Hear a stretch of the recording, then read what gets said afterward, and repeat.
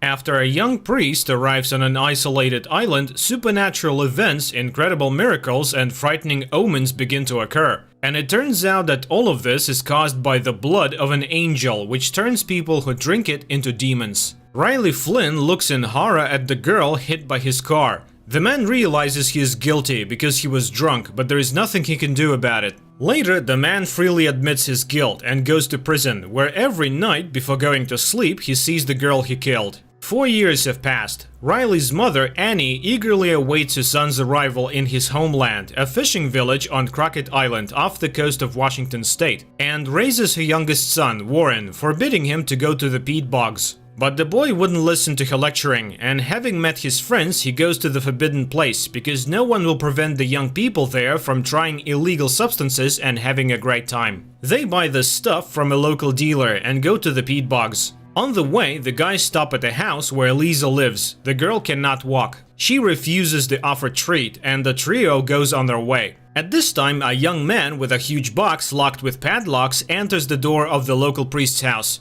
The boys get into a boat and make their way to the far shore of the island. It's already dark, so when they hear a sound of huge wings, the boys mistake them for a giant heron taking off. The peat bogs are also teeming with stray cats that were brought here from the mainland, and they feed on old remains because up until the 1920s people buried their dead right in the yards. And now, when the peat bogs get flooded, those remains resurface. Warren knows this because after storms, all this creepiness washes ashore where their house stands. The boys settle in their usual spot, and after taking some revelatory substances, start telling tales about local ghosts. At that moment, loud cat cries are heard from the bushes, and Warren, shining his flashlight in that direction, sees two burning eyes following them. But they immediately disappear, and the boy forgets about the incident. In the morning, Riley arrives on the island. Annie meets her son and apologizes for his father and younger brother, who could not meet him because they were out fishing. Meanwhile, the ferry is met by a zealous parishioner, Bev Keane, who is concerned about the long absence of Father Pruitt, but the priest is not on the ferry.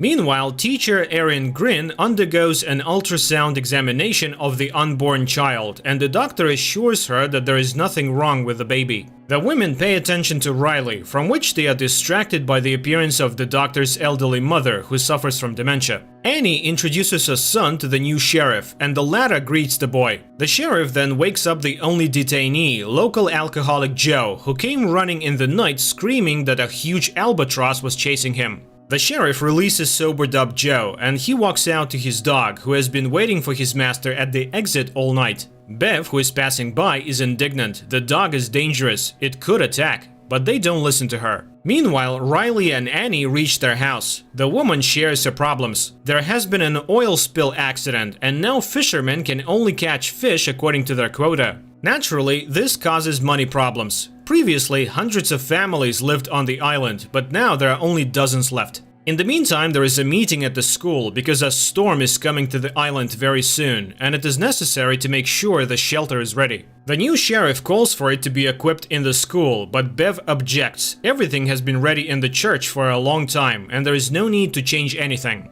All members of the Flynn family finally get together for dinner. Riley informs them that he has to travel to the mainland to check in with the Alcoholics Anonymous, which is one of the conditions for his release. Warren talks about the new teacher, a daughter of an ex. Riley perks up. Is Erin really back on the island? And learns of her pregnancy. Annie announces that their old priest, Father Pruitt, has made the trip to the Holy Land, despite his age-related problems. Warren serves as an altar boy and is aware of the pastor's forgetfulness. Riley disappoints his parents. He has no intention of going to church, which incurs the wrath of his father, a devout Catholic. Meanwhile, Bev notices a light in the windows of Pruitt's house and, upon entering, stares in surprise at the man who meets her. And in the shoreline thickets, attacks on the cats begin to occur. Before going to bed, the father tells Riley that after what happened to him, Annie goes to church every day and prays for him. He asks the boy to at least sit in the pew, for it is very important to his mother.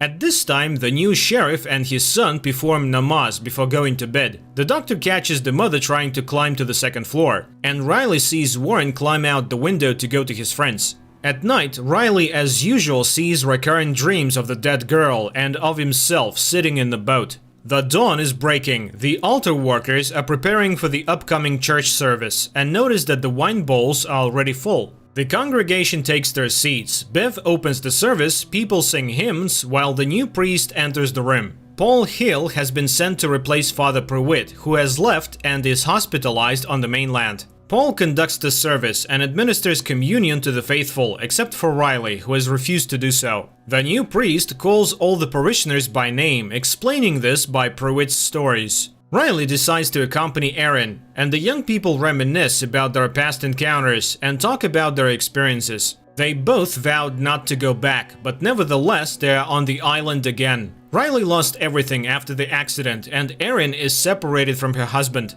The man admits that he read all about different religions while he was in prison because he hoped to find God, but ended up being an atheist. And here he is of no use to anyone and doesn't know how to move on. In the evening, the storm comes to the island, and Riley sees what looks like Father Pruitt walking along the beach. But when he goes out to look, he finds no one. And in the morning, people find hundreds of dead cats on the beach. The citizens cannot determine the cause of death of these animals, although the sheriff suggests some kind of disease, until he discovers that there is not a drop of blood in their bodies. Riley admits to seeing Monsignor Pruitt at night, but nobody believes him. Later, the man travels to the mainland, while Father Paul holds a service. But the church is almost empty. Of the regular parishioners, there's only Lisa, the mayor's paralyzed daughter. The priest gives her communion, then walks her home, and learns that the girl's mutilation is the result of an accidental shooting by drunk Joe.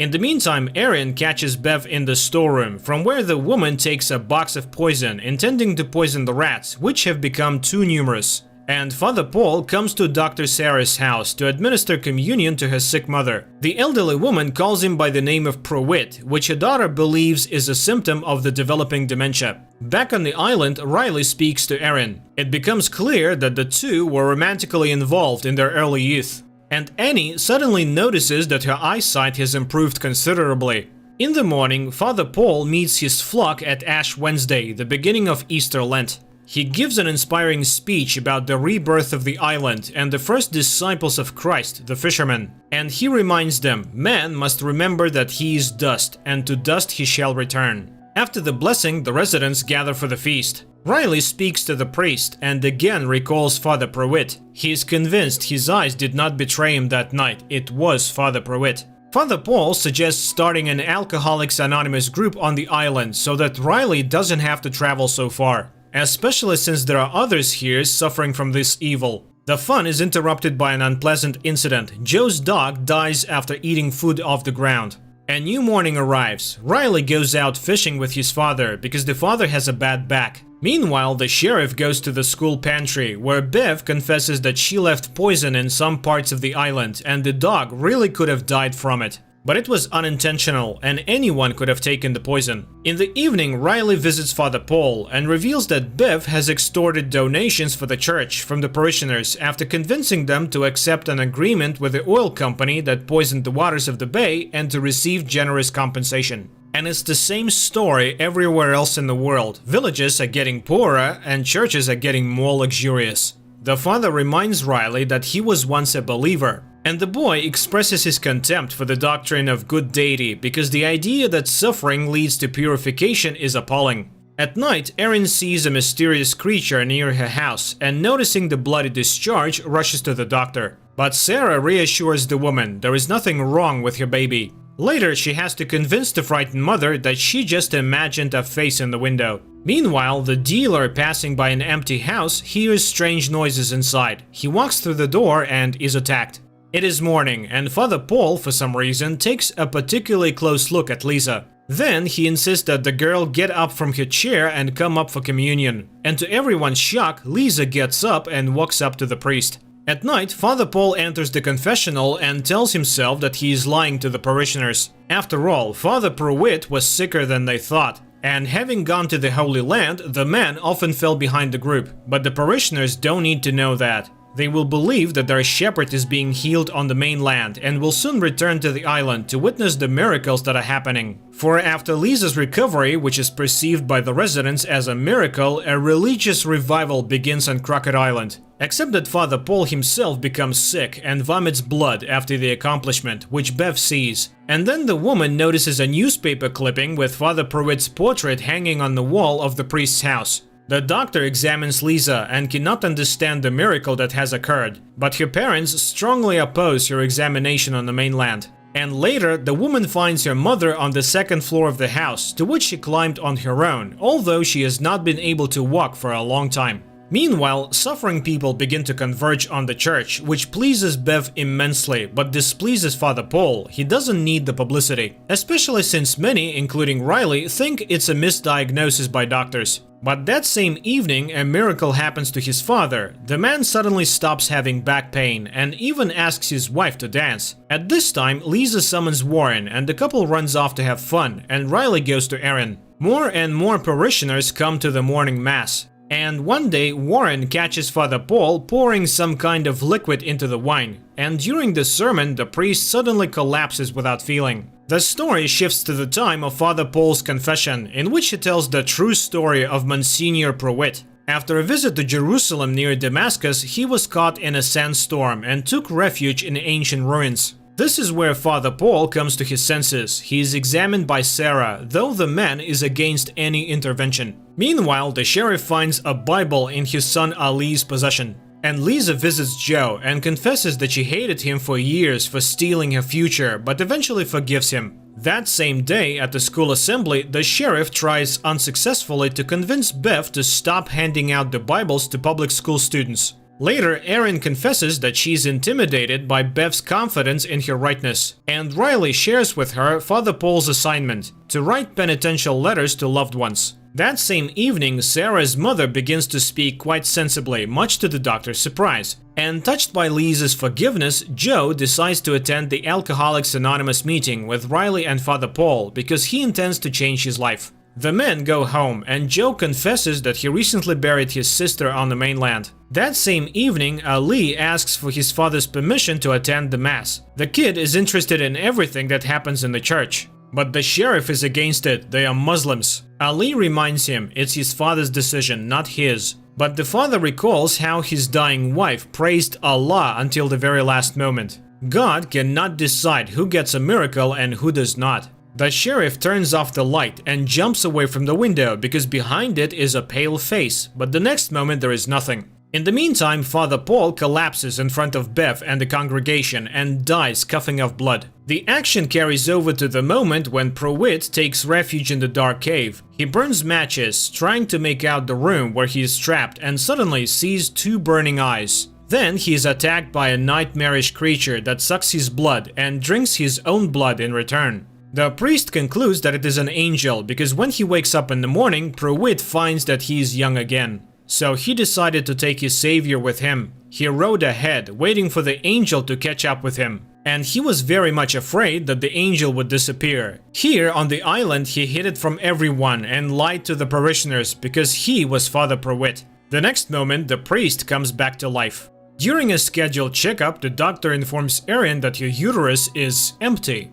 It was probably a miscarriage. The woman is shocked. How could she not have noticed it at such a late stage? Meanwhile, Bev cancels the mass, and her assistant notices the incredible resemblance between Father Paul and Monsignor Pruitt. She is convinced of the miracle, and the others are simply frightened. Bev enters the priest's room and discovers that he cannot stand the light. It is also as if he can feel God inside him. Bev persuades him to manifest the miracle to his new apostles. Riley notices an improvement in his father's well-being, and the father confesses his unjust anger towards his son and asks for forgiveness for his omissions. Meanwhile, Sarah is collecting Erin's tests when her mother enters the office. She answers her daughter's questions confidently and looks much better than before. And then Sarah sees the blood in the test tube begin to boil in the sun and burn to the ground. In the meantime, distraught, Erin spends the day with Riley, mourning her unborn child and discussing their childhood. She resents her mother, who was a real dictator and never loved her daughter.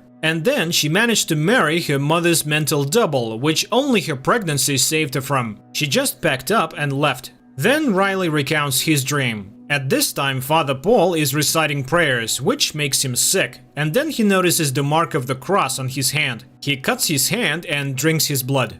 Joe tries to talk himself out of buying alcohol, and he succeeds with great difficulty. At night, Father Paul holds an evening communion at the house of the doctor's elderly mother, Mildred, who recognizes him as Monsignor Pruitt. Meanwhile, Riley and Erin talk about their ideas of the afterlife and the basics of religion, after which they feel better. That same evening, Joe stops by Father Paul's house and witnesses Father Paul drinking communion wine. Joe looks at the portrait of Pruitt on the wall. Father Paul looks very much like him. The priest embraces Joe, who pulls away, falls, and smashes his head. Seeing the blood, the priest loses his mind and takes to drinking it. In the morning, Riley explains that his dream has changed. Erin has appeared in it, and the woman is sent to the mainland to another doctor. Meanwhile, Bev discovers Joe's dead body and exhausted Father Paul. She asks the mayor's wife to sing hymns, and she herself orders a couple of parishioners to dispose of the corpse. Bev believes that the priest's actions are justified and that his resurrection is a foreshadowing of Christ's second coming. At this time, Erin hears an expert opinion of the doctor, who doubts that the pregnancy was real. By evening, Father Paul feels good again. He holds an Alcoholic Anonymous meeting, explaining Joe's absence by his trip to see his sister. But Riley knows that this is not true and leaves the meeting confused. When he arrives home, he tells his mother about the priest's lies. At night, Father Paul is visited by Angel, who begins to fill the goblet with his blood, while Riley, determined to deal with it, returns to the recreation center. He opens the doors and is attacked by Angel. In the morning, Sarah's mother impresses her daughter with her blooming appearance, and the sheriff is approached by the mother of the missing dealer, who asks him to track down her son. Meanwhile, the parishioners are informed that the mass has been postponed until midnight due to Father Paul's illness, and the startled people view Mildred, who is considerably younger. Erin, concerned about Riley's sudden disappearance, files a missing persons report with the sheriff, but the latter suggests that Riley may have gone on a binge or committed suicide. At Good Friday Mass, Father Paul delivers a sermon replete with militaristic rhetoric, urging the congregation to prepare for war as soldiers in the Lord's army. This sermon upsets Mildred, who forbids her daughter to attend the church any further. At night, Erin is visited by Riley, who asks her to go on a boat with him. The woman agrees, even though she suspects something is amiss. After sailing far from the island, Riley recounts what has happened to him. After Angel's attack, he quickly recovered under Father Paul's care. When Riley tried to go outside, he was burnt and was forced to return and listen to the revelations of Father Paul. The priest is convinced that the angel's blood is a gift from God, and he mixes it into his communion wine to cure the people of Crockett Island of all illnesses. The priest also admitted that he had killed Joe, but according to him, the murder was justified. He also believes that the vampirism traits they both display are the grace of God, which Bev fully agrees with. Father Paul demonstrated to the boy his desire for blood as food, but reassured him that this would soon pass. Nevertheless, Riley is not ready to acknowledge what has happened as divine providence, while the priest reminds him of the fear of all who have seen miracles. Meanwhile, Bev brings Riley the goblet of the congregation's blood, and he drinks it. The priest releases Riley without listening to Bev's objections, for the man's rebirth is complete. Outside, Riley notices how his perception has changed. The colors are brighter and the air more saturated. And he witnesses a conversation between Mildred and his daughter. He visits his sleeping family before heading over to Erin's. Then they head out to sea, where he has nowhere to go. Riley confesses his love for Erin and asks the woman to flee the island. She reciprocates, but at this moment the dawn breaks. Riley sees in the boat the girl he killed in the accident. She smiles and takes his hand. Riley ignites and burns, turning to ash, and Erin screams in terror. The relatives find Riley's letters, while Erin returns to the island and tells Sarah about what is happening in the city. The doctor shows how her blood samples are vaporized by the sunlight and shows rejuvenated Mildred. At this time, Paul confesses to Bev that he senses Riley's death. But the woman reassures him that the boy, having received a great gift, has chosen his own path. She reminds him of Judah, who is also part of God's plan. Sarah shares with Erin and Mildred her theory that Father Paul is spreading a miracle-creating virus through communion wine. This would also explain the missing pregnancy. After all, it is a foreign element in the body, which the virus has decided to deal with dramatically. At this time, Ben brings his son's letters to Father Paul. He senses that something bad has happened. One of the letters is addressed to his father, and Ben asks him to give it to the Monsignor. After Ben leaves, Paul opens the letter and receives a quote, a reminder that they are all ashes, and to dust they shall return.